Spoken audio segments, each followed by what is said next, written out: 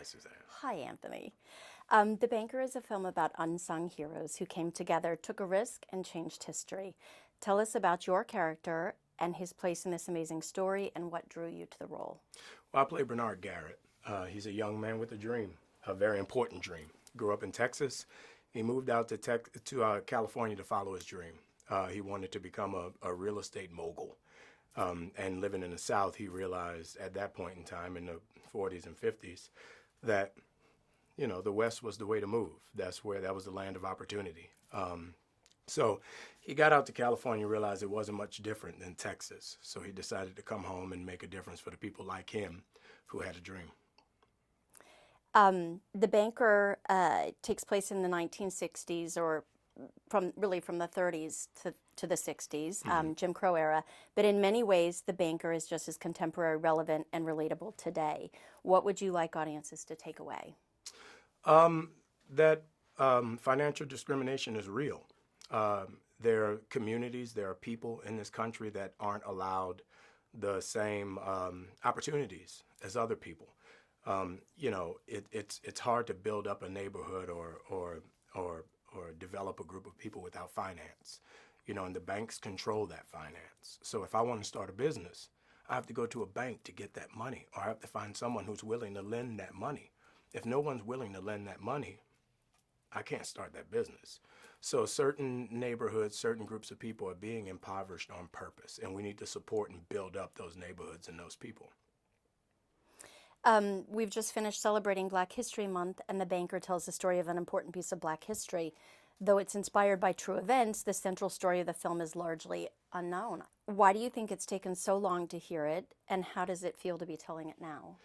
First, it feels great. George Nolfi, who wrote and directed this film, we did Adjustment Bureau together 11, 12 years ago. And his editing assistant, Joel, told us this story that he had heard. And at that moment, I was in. I was blown away by the charisma, charm, the designated pride of this man who wanted to change his life for his son, for his family, and was willing to do it by any means necessary. So I was just really excited about it. I was really blown away by the idea of someone not taking no for an answer. And I think it's important to tell, and we need more of those stories, not just from every aspect of our culture, because America's a great melting pot. So we need to tell those stories of this melting pot, not just one aspect. It's like a gumbo. You don't want to just hear about the rice. You want to hear about the roux. You want to hear about the seafood. You want to hear about the spices. You want to hear the whole story of that gumbo. So I think this story, though it's not a jumping off point or a starting point for that, because there's been many more dynamic, amazing stories told before this one, I think it's one in a long line of those stories that people get to enjoy and see and learn more about American history and culture. This story is an entertaining movie about a group of folks that defied all of the odds to beat a system that had been stacked against them. But talk about the humor in the film and the dynamic between you and Sam. I've known Sam Jackson longer than anybody in this business. One of my first movies was with Sam, and he's been kind of a mentor to me since then. He's been a voice in my ear since then, and I've always been able to go to him or just look to him for advice and counsel. And for me to get him to be a part of this movie, it was a huge, I feel, get for me. It was a huge feather in the hat of my career, because Sam doesn't have to do anything. He only do projects that he believes in, and he saw this project and he believed in it. And because of that, we were able to get Nia Long, who is a phenomenal actress and someone who has not only left her mark on this business, but someone who is appreciated and respected by a large group of women in the world today because of the way she presented women in all the projects that she's done. And Nicholas Hoult, who's at the beginning of his career, but at the same time has given a lot to the business of film as far as great performances. I feel like to put the four of us together is kind of like the perfect storm. And when you get four people together who really appreciate, respect, and have fun with each other, the comedy of the situation is always going to come out. No matter how good or how bad, certain things are always funny. you know, and with this movie it's no different. I feel like as bad and as bleak as things might have felt, at certain times you have to laugh to stop from crying. You have to laugh to just realize how ridiculous the situation is that you're in. So I think that bleeds through into the movie perfectly. Excellent. Can you talk about a memorable experience or anecdote from filming? Anything that really stood out, a story that you want to share? Uh, there was one day we were shooting, and it was all of us were on set. We were out by this jail out by the water in San Diego. I don't know, outside of California somewhere. But it was this beautiful landscape and this beautiful scene and this beautiful area, and there was this jail. So I'm like, wow, these must be the luckiest prisoners on earth. Like, they get to look out at this sunset every day, and like everybody was so nice.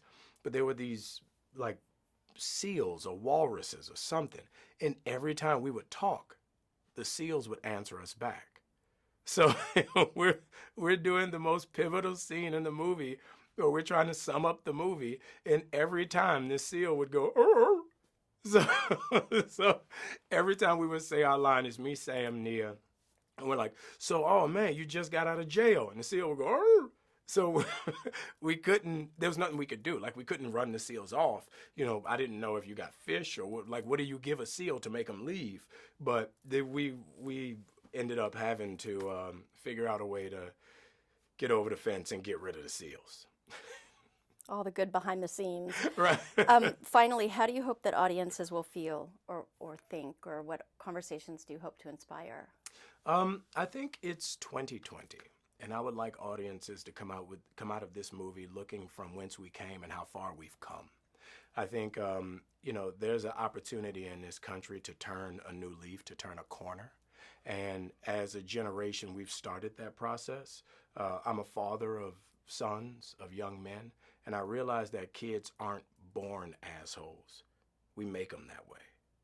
And I think we're finally getting to a point now where we're starting to see we want our kids to grow up to be the people that we weren't. And I hope that people see this movie and you know, take the promise from it, take the spirit of it, where this young man, along with his amazing wife, wouldn't take no for an answer. You know, and they were able to find help in Sam's character. And because of the two of them and their hard work and ingenuity, they were able to make their dreams come true. Fantastic. Finally, how does it feel to be here tonight, premiering in Memphis, Tennessee, at the Civil Rights Museum? It feels great. It feels career affirming. You know, there are certain things in the history of America that kind of are benchmarks, and you know, some of those things happened here in Memphis. So for the Civil Rights Museum to be here and to be able to have a premiere at that museum and be able to walk that museum and, you know, learn and see, it's phenomenal. I wish more people had that opportunity. Excellent. Thank you so much. Thank you.